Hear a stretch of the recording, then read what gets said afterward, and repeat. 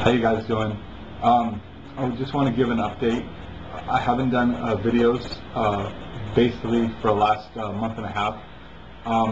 For some of you who follow my channel, your subscribers, I wrote a fiction novel about 8 years ago, got it self-published back in 2007, and it was always supposed to be that book plus 2 other books, and I started writing the second book about 2 months ago. I'm almost done with that one, and I'm probably going to go ahead and just start the third. I don't know if I'm going to get these published one day or if I'm going to just give them away free off my website, but that's what I'm doing right now. I'm writing the last 2 books, and I just wanted to make a video today. The last video I did was kind of about the 2 witnesses, and I want to give a perspective on the beast, the false prophet, and the 2 witnesses. Basically, the Bible talks about how the beast is going to overcome the 2 witnesses and going to kill them, and obviously the false prophet's going to be right there when that happens. You know, I want to give a perspective right now that maybe people don't think about, but I see it pretty clearly. The 2 witnesses and the beast and the false prophet are basically the same types of characters. They're just on opposite sides of the spectrum. You know, the 2 witnesses are going to be God's men, and the beast and the false prophet, they're Satan's men. Just like Satan has his mystery of iniquity, Jesus Christ has his mystery of Christ. And just like Jesus in the end is going to have his bride, Satan too has a bride. So we need to understand that Satan is a counterfeit. He often counterfeits God's creation, what God does, the way he works. And he also, especially in this end time, I believe, he's going to counterfeit a lot of what God has done via how he's raised up his own kingdom on this earth. Because Satan's trying to build his kingdom right now, the beast system, and we know from the Bible that Jesus is going to have his kingdom here on earth. So the devil is a counterfeit. I believe the beast and the false prophet, that they will be counterfeits, and the devil is going to seek to raise them up much in the same way that God has raised up his servants in the past. It's done in the wilderness. It's done by his hand.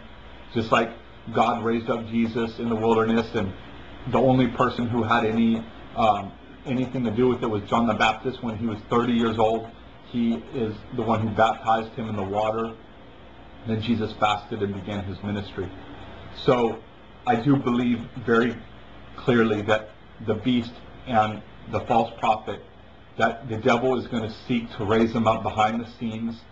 I don't talk about secret societies and things like that, although I do know they exist. But what I'm saying is I think it's even more intimate than that. I think it's even more intimate. I think that Satan is his time. It's his time right now, and God's allowing it. And I absolutely believe that Satan is so intimate in his desire to do things in much the same way that God has done them. I don't think this guy was chosen from his birth, the Antichrist or the false prophet. I think they're going to be raised up by Satan in the wilderness. And I think at the right time, at the proper times, yes, Satan will make those connections with, whether they be secret societies or whatever.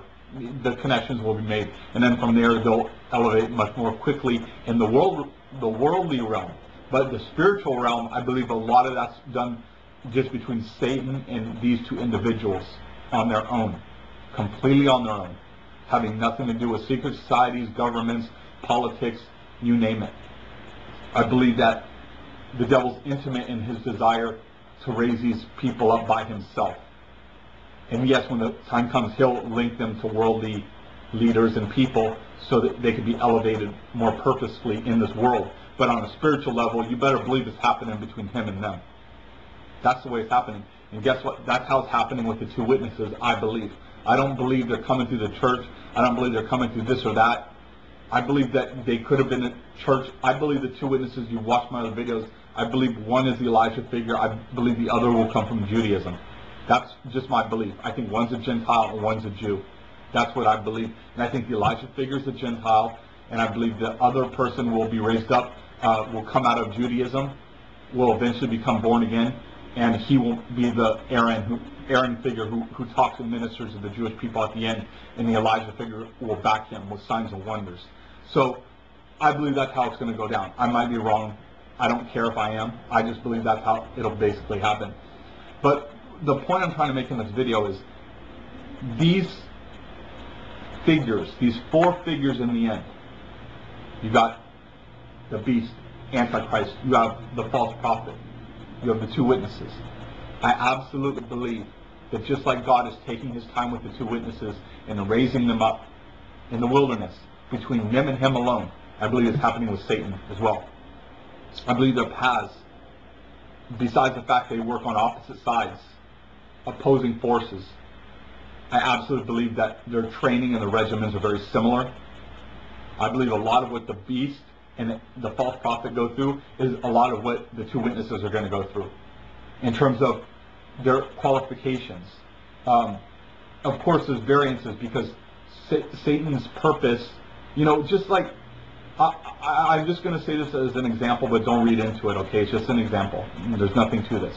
But just like a president of a country or something, they're kind of groomed, or they go to college, or we know in America a lot of them have been in the Navy and the Air Force or the Army, whatever. They have their. If you want to be president one day, you kind of know what you got to do. You got to graduate from a good school, probably.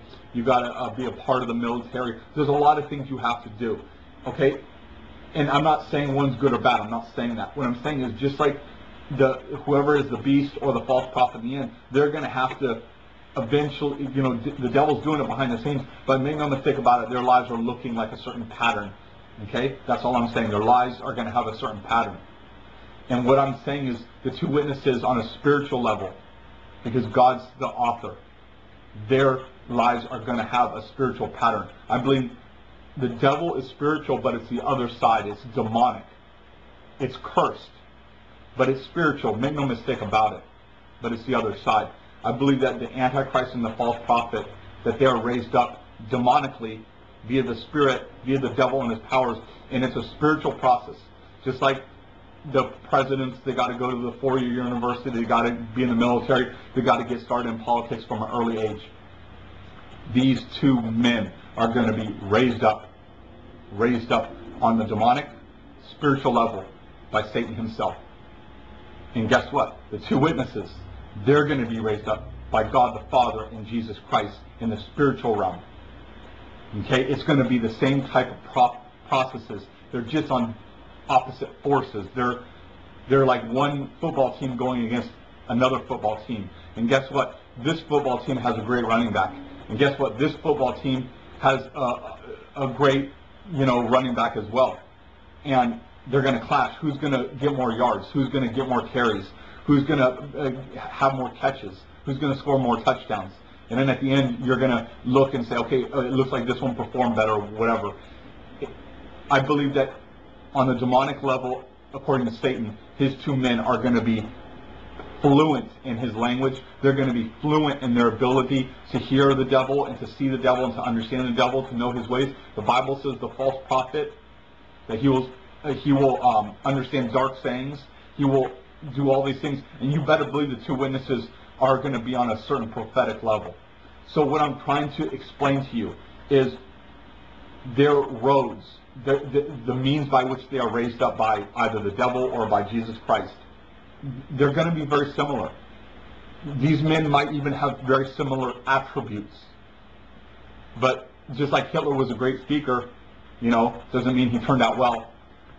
One of the two witnesses might be an unbelievably good speaker. It doesn't mean he's the Antichrist. That's what I'm trying to say. And I'm going to put the scripture up because I looked it up about a week ago. But in Ezekiel, God said specifically to Ezekiel, because he was facing some very ridiculous circumstances in Israel back in the day. And God said, I will make your forehead harder than flint. And I will basically make your face and your countenance very strong against these men who are coming against you and who are playing all these games. And there was a time where God allowed Ezekiel's tongue to cleave to the top of his mouth. He said, don't even talk to these people. But his face was stern, and his face was strong, and his forehead was stronger than flint. God made it that way. Okay? So it's possible that one of the two witnesses is going to have a more stern face than the Antichrist himself. Okay? It's biblical. Don't play games. It is biblical. And I'm telling you, be very wise about how you see things and how you understand how God works. The devil is a counterfeit. I would not be surprised if in the end, this Antichrist has a very stern look because the devil has already seen one of the two witnesses and knows what he looks like. You understand what I'm saying? So I'm trying to give you that level to help you to see. And please be honest with yourself. I'm not playing games in this video. I'm not trying to put doubt in your minds, because there's been a few videos I've seen and teachings I've read where they say, will we recognize the differences between the Antichrist and one of the two witnesses, or the false prophet and one of the two witnesses? I would not worry about that. I wouldn't worry about it at all. That's not going to be a problem. I'm trying to give you this information. I'm trying to say, don't be ignorant about how God works and the fact that the devil is a counterfeit. The devil counterfeits God. God doesn't counterfeit the devil. Okay? And I do believe that these two witnesses are going to be on the forefront. I believe they're God's end-time messengers. And I do believe that the beast and the false prophet are going to be almost a counterfeit of what, not necessarily what God seeks to do, because it is the devil's time. Okay, I'm not going to play games. It is the devil's time. And these two beasts, they're his men. They're two beasts. And guess what? There's two witnesses. Okay? And I do believe it's the devil's time. And so these are going to be the players. But I do believe the attributes between the two beasts and the two witnesses, a lot of them are going to match. A lot of them are going to match. And you could pray about it. You could read the Bible. But I'm going to put those scriptures up of Ezekiel. And you just have to be honest with yourself. This is the way it works. And don't deceive yourself. Don't think, oh, well, these two witnesses are going to have halos, and, they're going to be, stroking some harp or something like that. These men, the Bible is very clear. Fire is going to come out of their mouths and consume their enemies. They're going to stop the rains. You think Elijah, the first Elijah, who stood before Ahab, you think that dude wasn't stern? You think that guy was soft? Even Jesus said about John the Baptist, who'd you go out to see, some soft dude in soft clothes? He said, no, man, this is the guy. And he was like an Elijah figure only because Israel rejected. Had they received it, he would have been the Elijah. But they rejected. So basically, be honest with yourself. These are serious men. The first Elijah figure, the John the Baptist, who basically was a lamb given over to slaughter because that was his job. And these final two witnesses, they're going to be stern. At least one of them, okay, the Elijah figure, they're going to be very stern.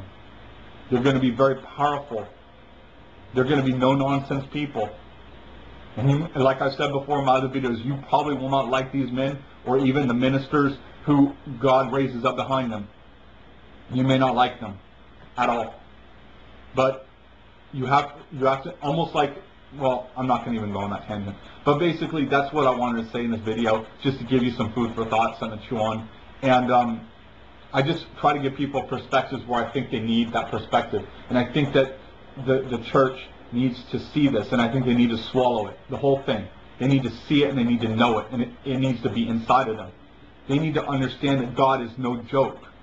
Yes, this is Satan's time. He's going to be powerful. God's going to allow it. But the Bible is very clear. These two men are going to come on the scene, and they're going to finish their testimony, and nothing is going to get in the way of it. Nothing. And these men are going to be as serious as you can see. As serious as you can see. Okay? So just consider that and think about it. God bless.